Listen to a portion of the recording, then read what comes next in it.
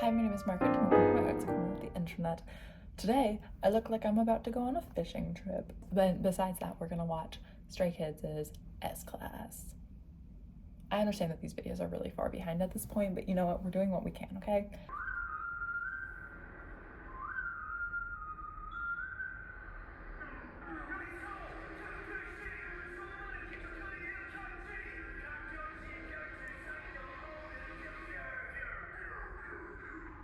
I think one of the things that I love about StrayKids and also NMIC, they're two of my favorites, and it's because their music is like you never know what's gonna happen next. And I feel like because their music is all over the place in the best possible way, the dance also gets so many fun little points of coming in really intense, and the next thing you know, you're like, and you're like, ooh, like you never know what's gonna happen in the dance.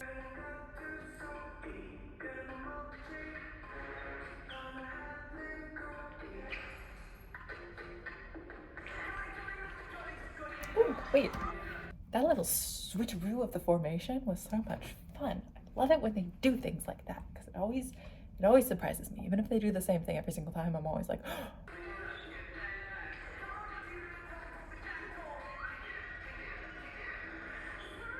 it's like a hitch kick essentially. It's something that we did a lot in like contemporary ballet. We have those types of movements a lot. I love it when there's kind of like cross interdisciplinary steps like that. I don't know, I think it's fun because it's like two different styles of dance can share these things, and a move in one style looks very different in the other style. But more than the jump, I'm impressed that his hat flew off and then he caught it. That's the coolest thing. I want him to do that every single time because that's literally so cool. I'm not recording the screen.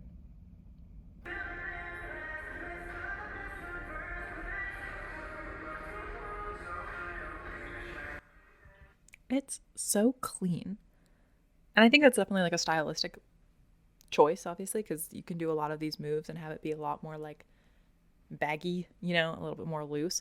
But the clean clarity, wow, good job. The clean simplicity of everything and the togetherness makes it very striking.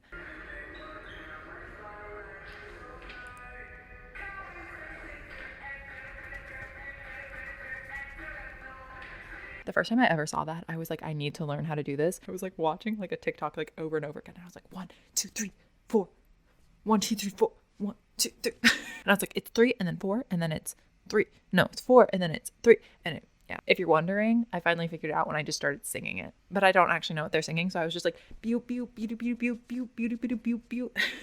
And then I forgot to learn the rest of the chorus because I was so happy that I got that one move that I was like, I'm done. So good.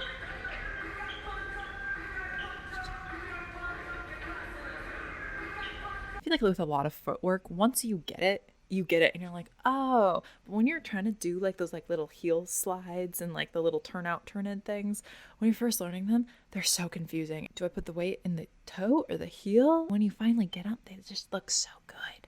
And then you can do anything on with the upper body, and if you just add in like a little slip a slide on your feet, elevates it.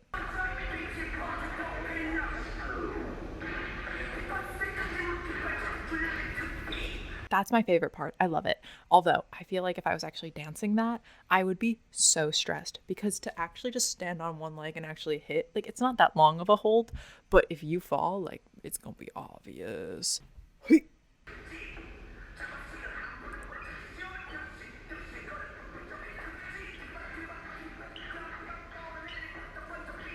I realized a lot of K-pop boy groups have a lot of popping influence in their dances, a lot more than girl groups, because you don't really ever see it in their choreo, but they have a lot of like, I can't pop. Oh my gosh. If I could though, that'd be so cool, but I can't. But I love the that it adds. I can imagine it's really hard to sing while doing that, but it looks really cool.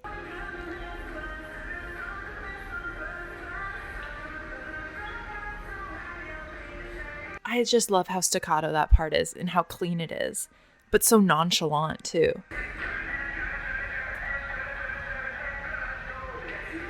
I think that's how I would describe this. It's very nonchalant, but clean and strong. Because it's like, you know, it's nonchalant, you know, whatever it is.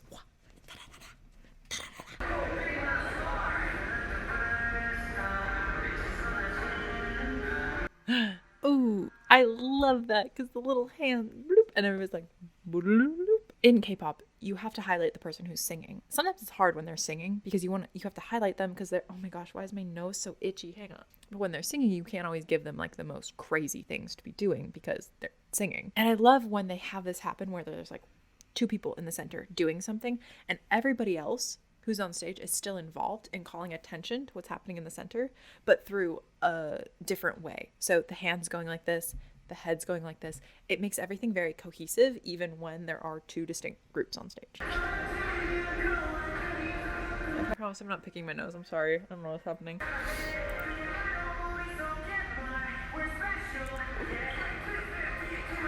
I think sometimes stillness is just overlooked. Stillness on stage, when used correctly, can be so good. And then going into this fast little thing that I'm vibing with, but I paused it.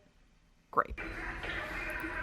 You all know that we love juxtaposition on this channel.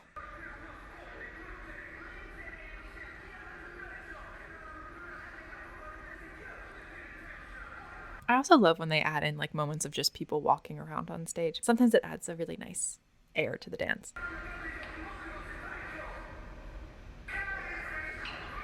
Ooh, shift up. Yes.